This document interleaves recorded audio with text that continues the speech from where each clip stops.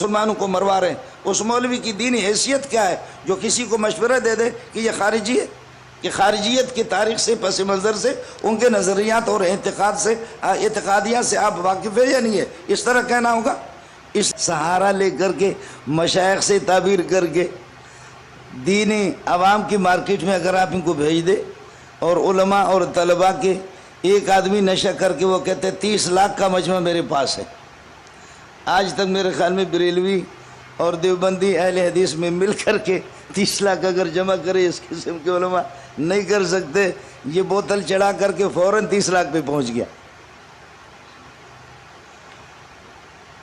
آپ اگر سب کو اکٹھا ہونا ہوگا اور ہم سب متفق ہوں گے اور کسی ایک کے گلے میں تو گھنٹی باندھیں گے اور ہم اس کی پیروی کر کے چلیں گے۔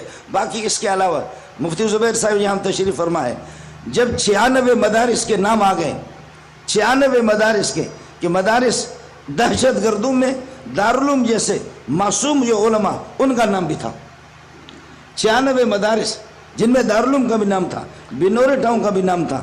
اب یہ آہستہ آہستہ کیا کر کے سنی تحریک کو الگ کر دیا، پھر کسی اور کو الگ کریں گے، پھر 3 مدرسے مدارس، ہم مدارستان بنا، ہم تم سے لے رہے ہیں۔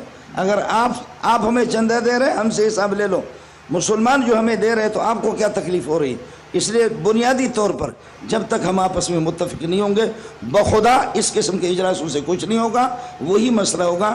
شیخ الاسلام شیخ العربی والعجم مولانا مدنی رحمۃ اللہ علیہ فرماتے ہیں کہ یہ حق نہیں ہے، لیکن جو بدماش حکومت اگر بات نہ سمجھے تو مکتوبات کے اندر پھر ہڑتال بھی آپ کریں گے، دھرنا بھی دیں گے۔ ہم فضل الرحمان کے ساتھ ہیں، اور یہ ہے کہ مفتی منیب کے ساتھ ہیں، حضرت تقی صاحب سے قاریانی سے بھی گزارش ہے کچھ 4 دیواری سے نکلو مدرسے سے۔ شیخ الہند بھی آخر میں علی گڑھ السلام علیکم محترم ناظرین، مولانا منظور مینگل صاحب کا یہ بیان جو کہ پرانا بیان ہے کہ کسی مشائخ کا مشاورتی و عملی کانفرنس کے موقع پر حضرت نے طاہر اشرفی کو اور اسی طرح مفتی عبدالرحیم صاحب جو جامعۃ الرشید کے محتمم ہے موجودہ، تو ان کے خلاف بیان دیا تھا، اپنے اظہار خیالات کیے تھے کہ فوج، حکومت ان جیسے علماء کو آڑ بنا رہے ہیں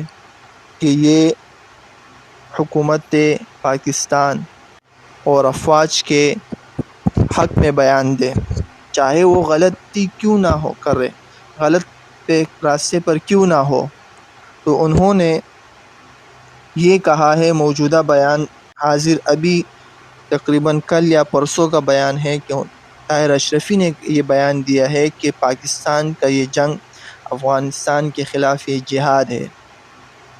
تو ہم یہ کہہ رہے ہیں کہ یہ جہاد ہے، یہاں سے بھی اللہ اکبر کا نعرہ اور وہاں سے بھی اللہ اکبر کا نعرہ، تو اس پر حق پر کون ہوگا؟ اور وہاں پر بھی ان لوگوں نے یہاں پر پاکستان کے خلاف لڑنے کو جہاد قرار دے دیا ہے، تو دونوں طرف سے جہاد چل رہے۔ تو مطلب یہ کہ دونوں شہید ہو گئے، درمیان میں جو سیول لوگ مریں گے وہ جائیں گے، مردار ہوں گے، باقی آپس میں فوج، یہاں کا فوج بھی شہید، وہاں کے افغانستان کی طالبان بھی لگ گئے تو وہ بھی شہید۔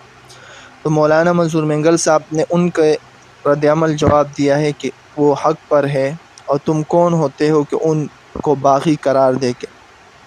تم باغی جانتے ہی نہیں ہو، باغی کی تعریف کیا ہے، باغی کی بغاوت کی ڈیفینیشن کر کے دو علمی جواب۔ تو مولانا منظور مینگل صاحب کا یہ بیان بہت ہی علمی فائدہ مند ہے، تو اس کو میں نے دوبارہ اس وجہ سے اپلوڈ کیا ہے تاکہ وہ اشکالات و اعتراضات جو حالیہ میں انہوں نے کی ہے تو ان کا دفع ہو، وہ ختم ہو اور اس کی دفاع کیا جائے۔ تو اللہ رب العزت مولانا منظور مینگل صاحب کی عمر میں عمل میں برکت عطا فرمائے۔